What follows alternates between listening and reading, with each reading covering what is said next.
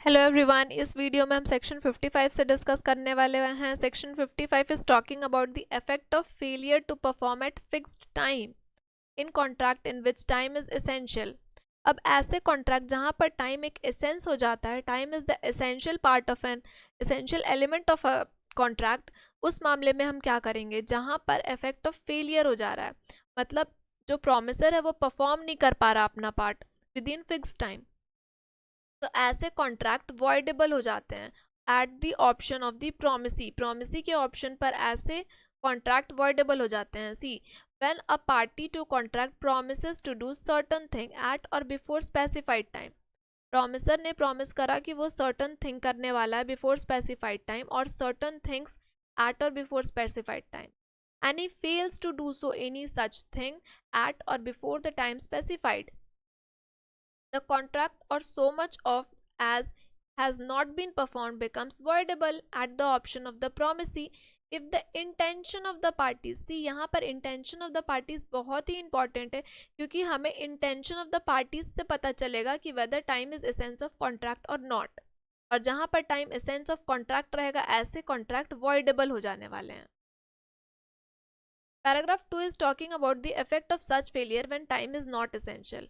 सी, जहाँ पर टाइम एक एसेंस नहीं है कॉन्ट्रैक्ट के, मतलब टाइम एक एसेंशियल पार्ट नहीं फॉर्म कर रहा है, ऐसे मामलों में जो कॉन्ट्रैक्ट होता है वो वॉइडेबल तो नहीं होता है, मतलब वो वैलिड हो जाने वाला है, क्योंकि टाइम तो एसेंशियल था ही नहीं ना, तो वो लेट से भी अगर आपका काम कर रहा है तो वो उतना बड़ा लॉस तो नहीं होने वाला है आपको, लेकिन आप कंपेंसेशन क्लेम कर सकते हैं प्रॉमिसर से। कंपेंसेशन आपका रहेगा that will be for the loss. कोई भी अगर आपको लॉस हुआ है टाइम के डीले के वजह से तो आप कंपेंसेशन क्लेम कर सकते हैं, लेकिन आपका कॉन्ट्रैक्ट वो वैलिड रहने वाला है। Paragraph 3 is talking about the acceptance of contract of performance at the time other than agreed upon. आपने जिस टाइम पर एग्री करा था कि आपको कॉन्ट्रैक्ट परफॉर्म करवाना है, आप उस टाइम पर ना बल्कि किसी और टाइम पर अगर लेट से भी होता है आपका परफॉर्मेंस ऑफ कॉन्ट्रैक्ट, आपने उसको एक्सेप्ट कर लिया, तो ऐसे मामलों में क्या हो सकता है? पहला या तो ये हो सकता है कि मान लिया जाएगा कि आपने कंपेंसेशन आपको नहीं चाहिए, you can not claim compensation for the loss occasion. लेकिन अगर आपको कंपेंसेशन चाहिए तो उसके लिए आपको प्रॉमिसर को पहले ही नोटिस दे देना पड़ेगा। जब आप एक्सेप्ट कर रहे हैं उसके पार्ट को परफॉर्म होने से, तो आपको उस वक्त नोटिस देना पड़ेगा to the promisor of your intention to claim compensation. Effect of acceptance of performance time other than that agreed upon, if in a case of a contract voidable on account of the promisor's failure। promiser के failure के वजह से यहाँ पर delay हुआ है to perform his promise at the time agreed, the promisee accepts performance। promisee ने performance को accept कर लिया of such promise at any time other than that agreed, तो promisee can not claim compensation. General rule ये है कि promisee compensation claim नहीं कर सकती है या कर सकता है for any loss occasion bye non performance unless अगर आपने नोटिस दे दिया है, मतलब प्रोमिसी ने प्रोमिसर को नोटिस दे दिया है, तब आप कंपेंसेशन क्लेम कर सकते हैं। This is section 55। सेक्शन 56 कतई इंपॉर्टेंट है। Section 56 is talking about the impossible act. अगर आपको इस चैप्टर का एक भी सेक्शन याद नहीं हो रहा है तो भी कोई प्रॉब्लम नहीं है, लेकिन आप सेक्शन 56 को किसी हाल में नहीं भूल सकते। It is talking about the agreement to do an impossible act, और इसे हम डॉक्ट्रिन ऑफ फ्रस्ट्रेशन भी कहते हैं या फिर डॉक्ट्रिन ऑफ सुपरविनिंग पॉसिबिलिटी कहते हैं। तो 56 is saying that an to do an act impossible in itself is void. कोई भी ऐसा एग्रीमेंट जो कि खुद ही में इम्पॉसिबल है, जो हम कर ही नहीं सकते हैं, that is a void agreement. लेकिन कुछ ऐसे भी एग्रीमेंट होते हैं जो स्टार्टिंग में तो वैलिड रहते हैं, वो बाद में वॉइड बन जाते हैं, बाद में इम्पॉसिबल हो जाते हैं। फॉर एग्जाम्पल, अगर मैंने आपसे प्रॉमिस करा कि I will sell you my ship, और अपने शिप को बेचने के लिए मैंने यहाँ से रवाना कर दिया अपने जगह से, अब तक कुछ दिनों में शिप पहुँच जाएगा, लेकिन उसके पहले ही हम कनेक्टिविटी खो देते हैं, हमें पता ही नहीं चलता वो शिप कहाँ पर है, या तो वो शिप लॉस हो चुका है या तो वो शिप डिस्ट्रॉय हो चुका है। तो ये एग्रीमेंट स्टार्टिंग में तो एक कॉन्ट्रैक्ट था, लेकिन बाद में ये इम्पॉसिबल हो गया, बाद में ये वॉइड बन गया, तो ऐसे को हम कॉन्ट्रैक्ट कहते हैं। ठीक है, क्योंकि एक बार इसका फॉर्मेशन हो चुका है और ये इन्फोर्सिएबल था इन कोर्ट ऑफ लॉ। लेकिन वो बाद में इम्पॉसिबल या अनलॉफुल बन जाता है। तो जब वो इम्पॉसिबल या अनलॉफुल बन जाएगा उसके बाद हम उससे वॉइड डिक्लेयर कर देने वाले हैं। तो a contract to do an act which after the contract is made, और कॉन्ट्रैक्ट के बनने के बाद इट बिकम्स इम्पॉसिबल और by reason of some event which the promisor could not prevent, किसी ऐसे रीजन के वजह से जो प्रोमिसर भी प्रिवेंट नहीं कर सकता था, वो अनलॉफुल या इम्पॉसिबल बन जा रहा है, तो it becomes a void agreement, void contract actually. Paragraph 3 is talking about the compensation for loss through non-performance of act known to be impossible or unlawful.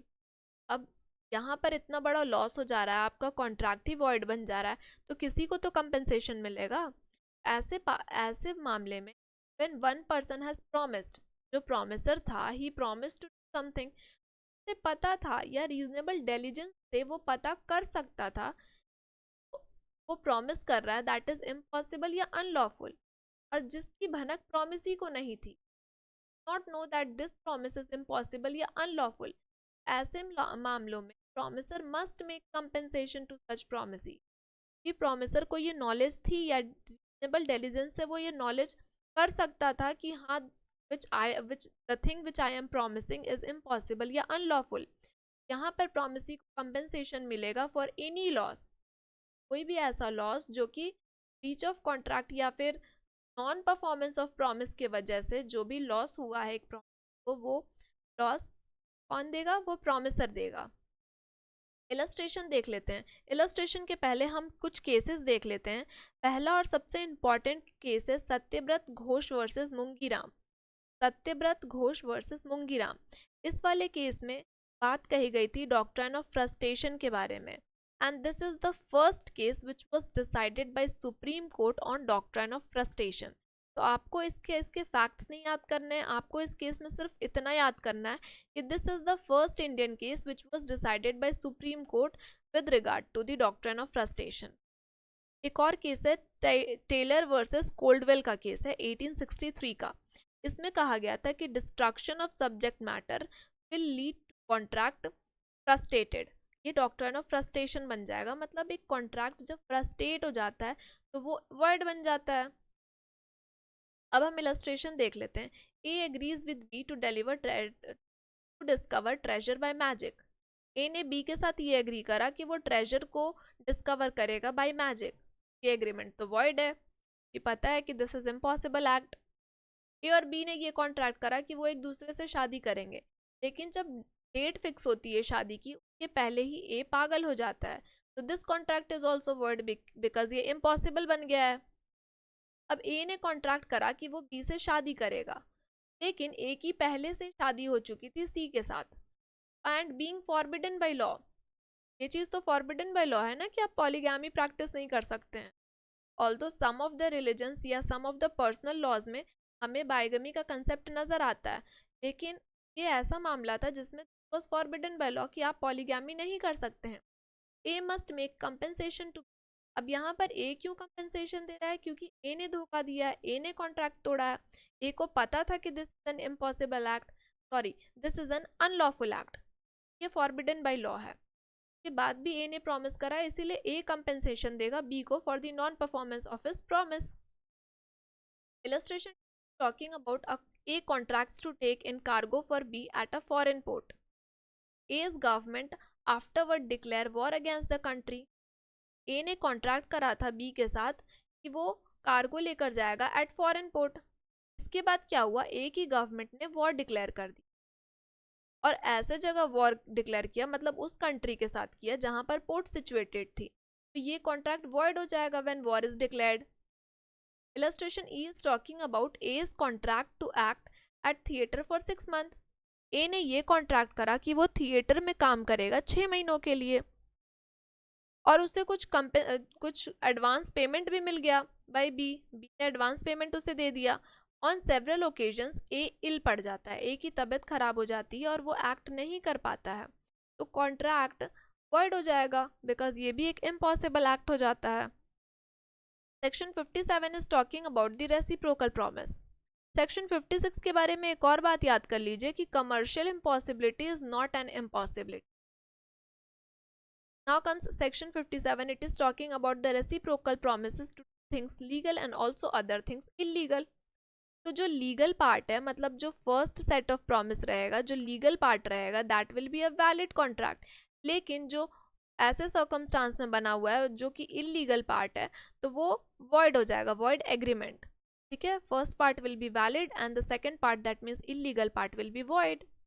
ए ने बी के साथ एग्री करा कि वो बी को अपना घर बेचेगा फॉर 10,000 रुपीज, और बी ने ये बात भी कही कि अगर आप गैम्बलिंग के लिए मेरे घर का इस्तेमाल करते हो तो मैं आपको 50,000 रुपये दूंगा। तो पहला सेट ऑफ प्रॉमिस जिसमें 10,000 रुपये के लिए ए अपना घर बेच रहा था, तो that is a valid contract, क्योंकि यहाँ पर लीगल काम हो रहा है। लेकिन जो सेकंड सेट ऑफ प्रॉमिस है वो अनलॉफुल ऑब्जेक्ट के बारे में बात कर रहा है, क्योंकि गैम्बलिंग के बारे में बात हो रही है and gambling is not allowed, तो this agreement will be a void agreement. Section 58 is talking about the alternative promise, one branch being legal. अगर हम आपसे कुछ प्रॉमिस कर रहे हैं जिसके 2-3 ब्रांचेस हैं, जिसमें से एक ब्रांच अगर इलीगल हो जाता है, मतलब हमने आपसे 2-3 सेट ऑफ प्रोमिस करने को कहा है जिसमें से कुछ लीगल हैं एंड अदर इलीगल हैं। लीगल ब्रांच है that alone can be enforced, और इलीगल ब्रांच को हम सेट असाइड कर देंगे। इलस्ट्रेशन देखिए, ए एंड बी ने एग्री करा दैट ए शैल पे बी ₹1,000। ए ने एग्री करा कि ए बी को 1,000 रुपये देगा। तो वो क्यों देगा? बी उसे या तो राइस दे या तो स्मगल्ड ओपियम दे। जहाँ तक बात है राइस के डिलीवरी की, तो ये तो वैलिड कॉन्ट्रैक्ट हो जाएगा क्योंकि ये एक लीगल कॉन्ट्रैक्ट है। एंड ओपियम की डिलीवरी की जो हम बात कर रहे हैं, तो that will be a void agreement, क्योंकि ओपियम का delivery of opium is illegal in India. That's why जो इलीगल पार्ट था हमने उसे वॉइड डिक्लेयर कर दिया, और जो लीगल पार्ट था उसे हम कंटिन्यू कर रहे हैं। तो यहाँ पर आपका सेक्शन 58 कंप्लीट होता है।